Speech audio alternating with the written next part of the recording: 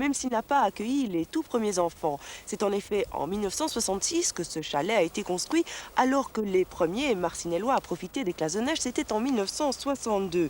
Et on peut dire que la commune de Marcinelle a agi en pionnière, puisqu'à l'époque, l'aventure des classes de neige en était à ses tout premiers balbutiements. Mais la formule a pris et bien pris, puisque 30 ans plus tard, elle fait toujours ses preuves. L'expérience des classes de neige que vivent aujourd'hui tous les petits Carolos de 6e primaire, les joies du ski et la découverte de la montagne sont déjà fort anciennes.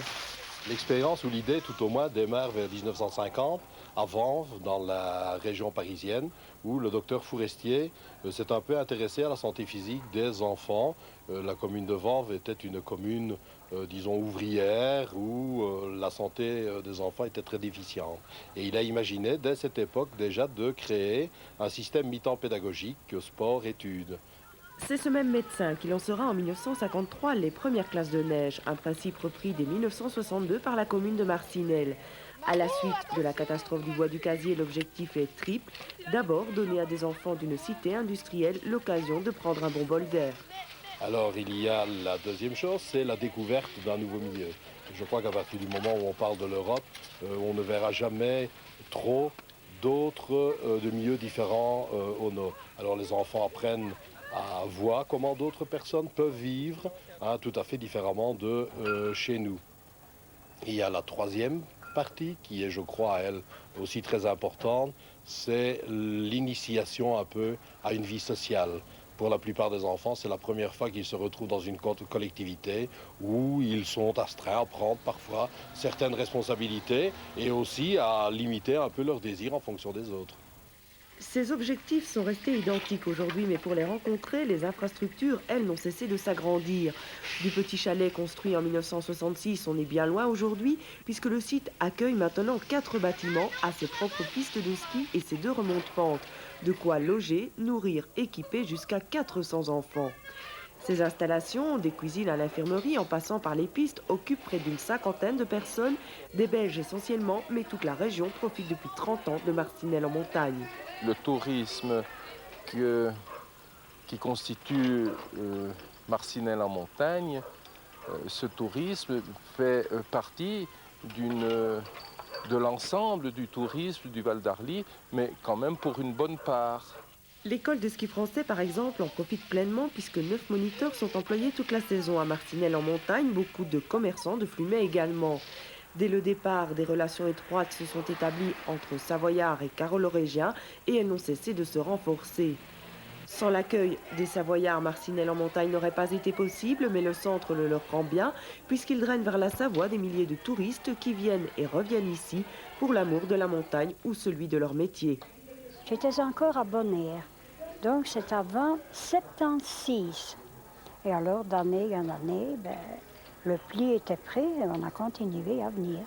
Et vous continuez toujours, alors qu'aujourd'hui, en principe, vous êtes retraité et vous continuez même à travailler parce ici. que ça me plaît bien.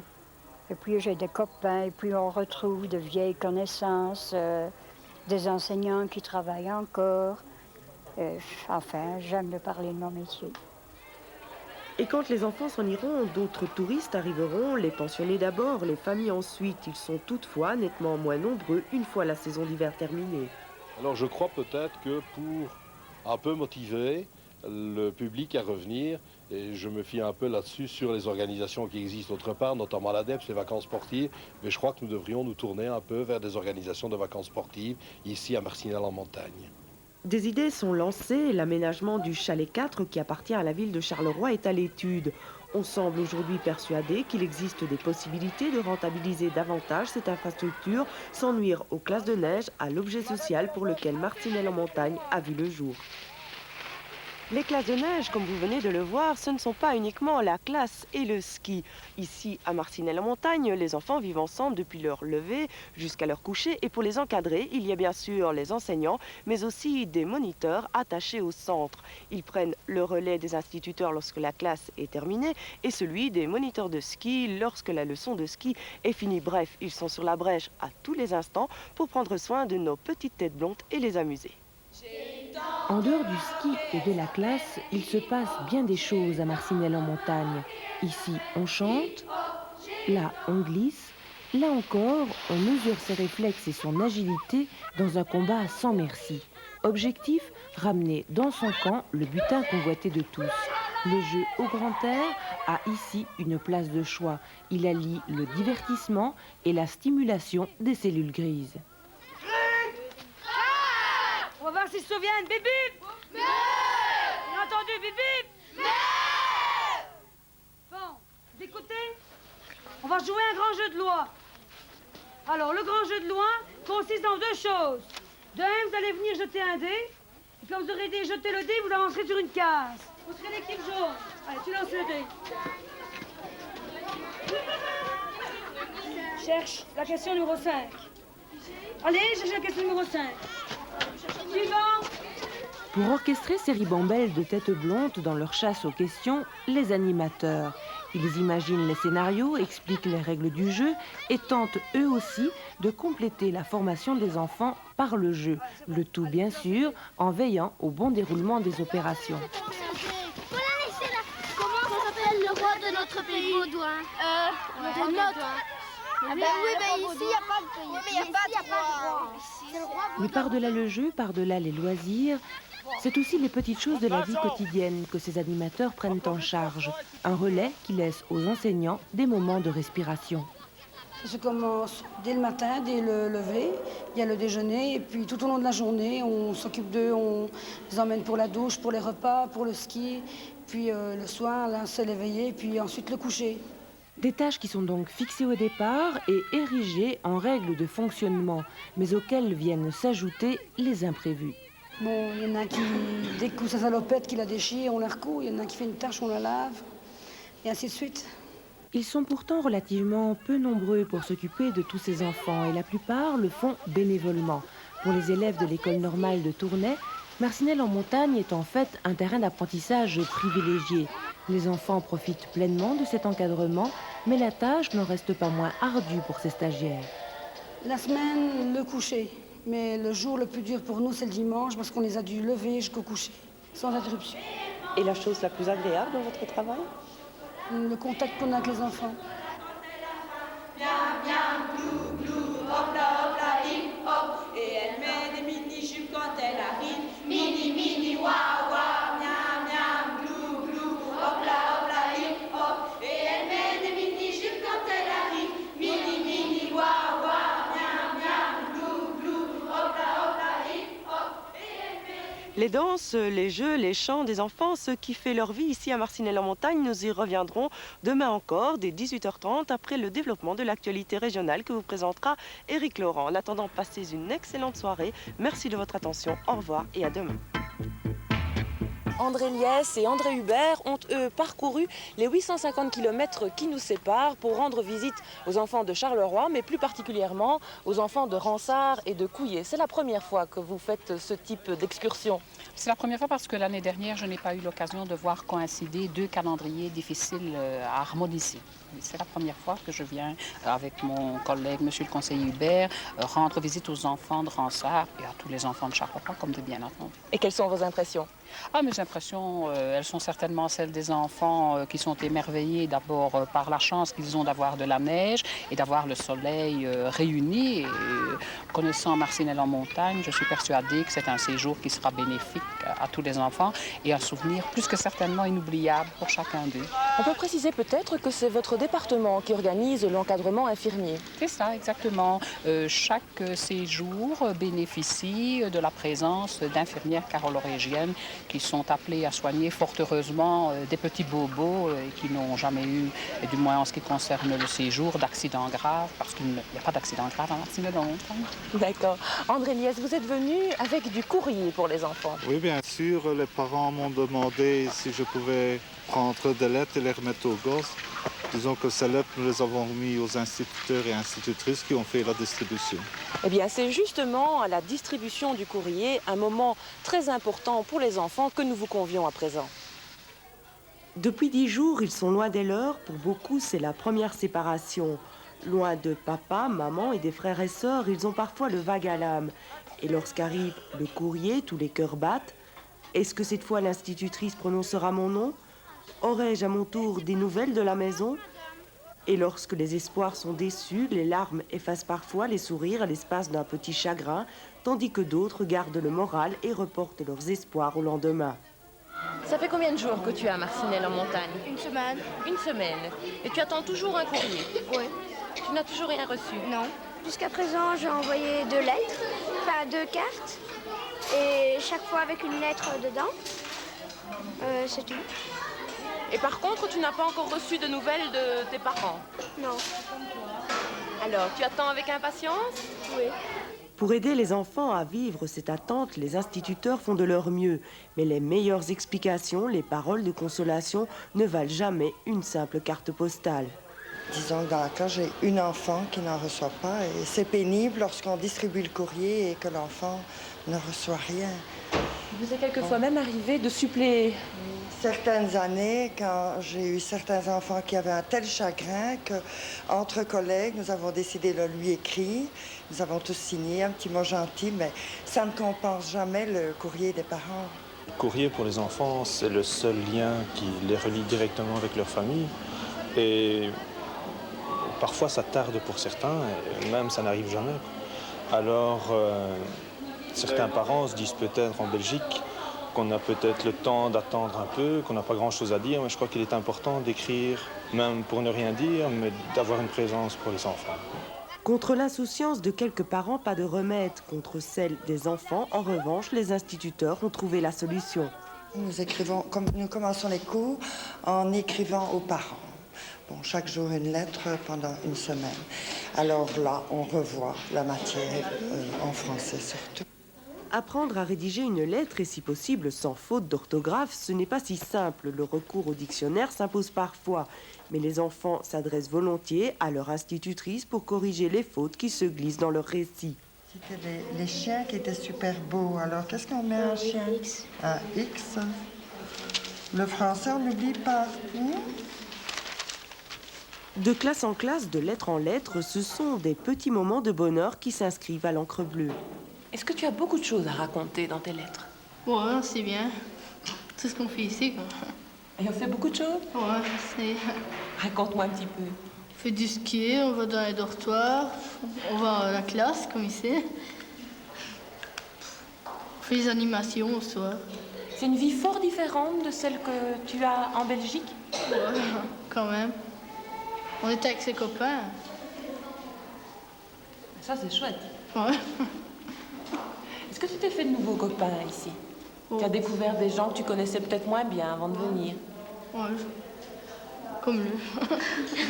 C'est peut-être un des bons souvenirs que vous garderez? Vous êtes fait de nouveaux copains? Ouais. Et si parfois les enfants sèchent devant une page blanche, c'est sans doute qu'ils ne savent pas par quoi commencer. Et en général, j'ai jamais entendu un enfant qui disait « je ne me plais pas ». Et les années suivantes, ils pleurent pour revenir, donc c'est qu'ils se sont bien plu. Non, je crois que c'est une très bonne leçon de la vie. Ils profitent de beaucoup de choses. La montre, c'est avec le brouillard que nous avions rendez-vous pour notre dernière émission en Savoie. Mais le temps n'a pas entamé le moral des enfants. Aujourd'hui, c'était le grand jour pour les skieurs débutants. Après une douzaine de leçons, c'était l'heure du verdict. Premier résultat pour les uns, confirmation pour les autres hier aux Évêtes. Sylvie Duquenois les a tous suivis sur les pistes. On frime un peu, on fait comme si de rien n'était, mais on a quand même l'estomac un peu noué. Ce n'est pas tous les jours qu'on enfile un dossard pour passer les étoiles de l'école de ski français. Et ça te fait peur ou bien ce sera facile et tu l'auras les doigts dans le nez? Je l'aurai pas les doigts dans le nez, mais ce sera quand même facile. On doit faire des slaloms ici sur la grande piste. Et là-bas, on doit faire, dans un creux, on doit faire un pas tournant. Et c'est des choses qui sont faciles à faire? Oui, quand on les connaît par cœur, oui. Et toi, tu les connais par cœur? Oui. On les connaît par cœur, on les a fait et refait ces mouvements qui vont être évalués aujourd'hui par ceux-là même qui ont appris à les faire. Mais cela n'empêche pas le moniteur de réexpliquer une fois encore comment il faut s'y prendre et quelle trace il faut suivre. Tu regardes Pinot. Pinot, tu parles premier d'ici. Vous allez partir dans l'ordre des numéros. Du piquet bleu ici. Vous enchaînez des virages chasse-neige derrière tous les piquets. Le rouge, le bleu, le rouge, le bleu, le rouge, le bleu. Et on s'arrête, vous vous rangez au dernier piquet rouge. Cette fois, c'est parti. Il s'agit maintenant de se concentrer, de s'appliquer pour ne pas rater un virage. se redresser, plier les genoux vers l'avant, garder les bâtons écartés. Il faut penser à des tas de choses, mais dans l'ensemble, les enfants y arrivent plutôt bien. Qu'il s'agisse du slalom où le virage est roi, ou de la trace directe suivie de quelques pas tournants comme ici, ils maîtrisent parfaitement les mouvements qu'on leur demande d'exécuter au terme de 15 jours de ski. Tous, sans exception, ont acquis ces bases. Ben là, avec les enfants de Marcinelle, nous, on se limite au niveau des débutants à la première étoile.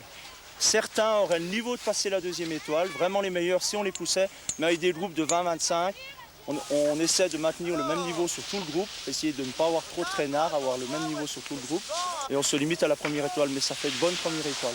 Que tout le monde puisse accéder à un certain niveau et surtout apprécier le ski, c'est l'objectif de la pédagogie adoptée sur les pistes de Marcinelle en montagne. Pas question de faire de petits champions avec les plus doués, c'est la vie en groupe qui prime.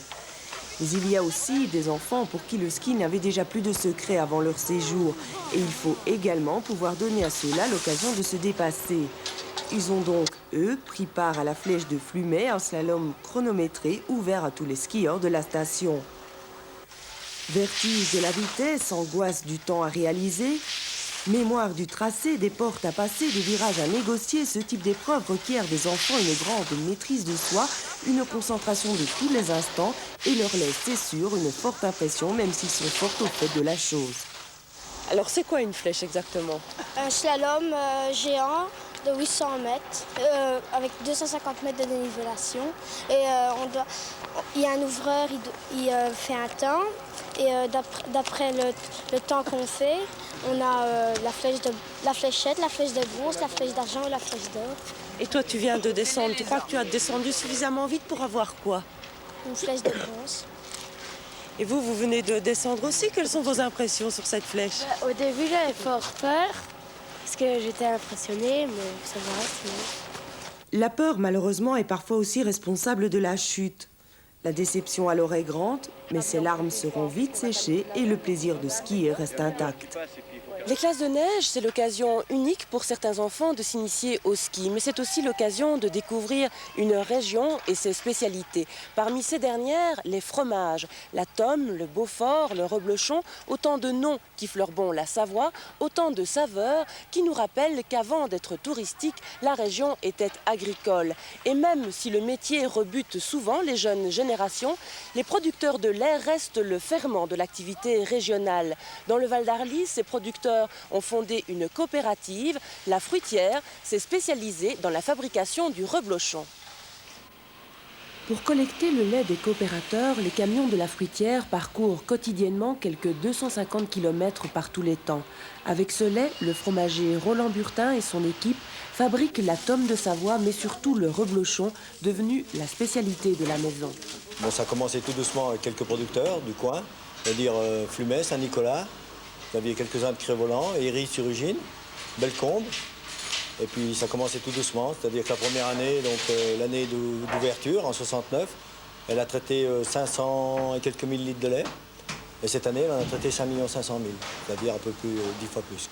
En s'unissant de la sorte, les producteurs de lait ont organisé la solidarité, les petits producteurs ne sont pas défavorisés et assuré leur indépendance. Disons que c'était ou livré à un particulier beaucoup plus bas, c'est-à-dire ne pas posséder leur outil de travail et être dépendant des autres. Tandis que disons qu'ici, ils sont propriétaires des murs et tout, c'est leur affaire. Donc je pense qu'ils se sentent beaucoup plus concernés et c'est pour ça que c'est une coopérative. Donc c'est leur affaire, elle appartient au producteur. Au maître fromager, il appartient en revanche de mettre au point son propre secret de fabrication et de réussir un produit qui convient à la clientèle. Au lait récolté, on ajoute les ferments qui donneront sa texture au fromage. Chauffé entre 30 et 35 degrés, le lait reçoit ensuite la présure extraite de la caillette de veau. Après 20 minutes, le lait caillé, devenu compact, est tranché en lamelles et repose en cuve. Une partie du sérum est extraite pour la fabrication du beurre et le lait caillé est lui aspiré vers la mouleuse. Les fromages moulés sont soumis à une pression d'1,2 kg avant d'être trempés dans un bain de saumure. Rangés sur planche, les fromages passent au séchoir. 3 jours plus tard, ils sont lavés, puis placés en cave. Après 48 heures, les reblochons sont mouillés à l'eau tiède et les jours qui suivent, régulièrement retournés par les affineurs. Grâce aux investissements faits par la coopérative, la fruitière a pu produire 534 tonnes de reblochons l'an dernier. Mais techniquement, je pense qu'on est en avance par rapport à beaucoup de fromageries. C'est certainement une fromagerie de pointe par rapport à la technique employée. Donc maintenant, nous, en ce qui nous concerne, c'est nous de mettre, par rapport à 92, au niveau du bâtiment, en conformité. C'est-à-dire, il va falloir refaire les murs et tout doubler, afin que tout soit nickel. Voilà. La production actuelle est écoulée au travers d'un réseau de grossistes, mais le magasin de la coopérative vend néanmoins 10% de cette production. Complètement affinés sur place, les fromages n'en ont que plus de saveur. Une semaine durant, vous avez vécu au rythme de Marcinelle en montagne au travers de nos reportages. Vous avez pu, nous l'espérons, apprécier le tempérament savoyard et les charmes de cette région. Dès lundi, nous aurons regagné la nôtre en compagnie des enfants qui étaient ici avec nous. Et c'est Sylvie Duquesnoy que vous retrouverez à la présentation de notre journal depuis Charleroi cette fois. Merci de nous avoir suivis et à très bientôt. Au revoir.